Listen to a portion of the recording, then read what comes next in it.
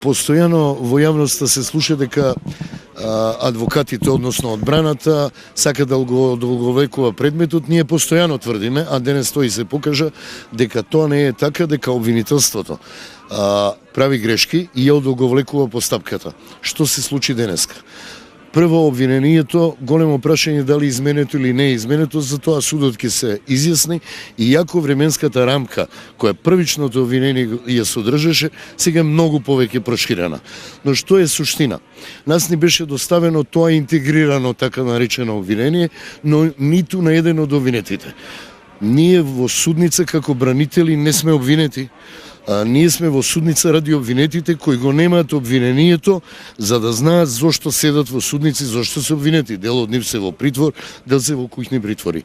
Несериозно е од обвинителството да не достави, па макар и вакво интегрирано обвинение на обвинетите, затоа што денес ни предстоеше изјаснување на вина.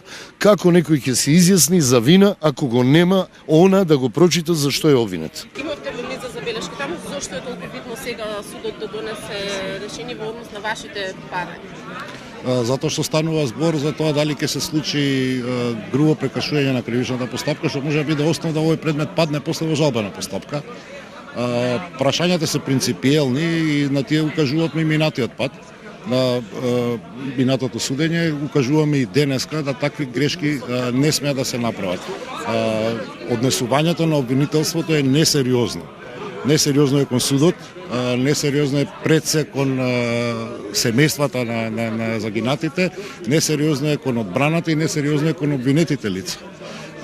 Ако дозволиме било што да поминува, како што посакува обвинителството, ние на крајот на денот нема да дојдеме до она што за што сите се залагаме, а тоа е одговорните лица да ја сносат одговорноста, невините лица што доста ги има во овој предмет со оглед на квалификацијата на делото, да бидат ослободени од вина.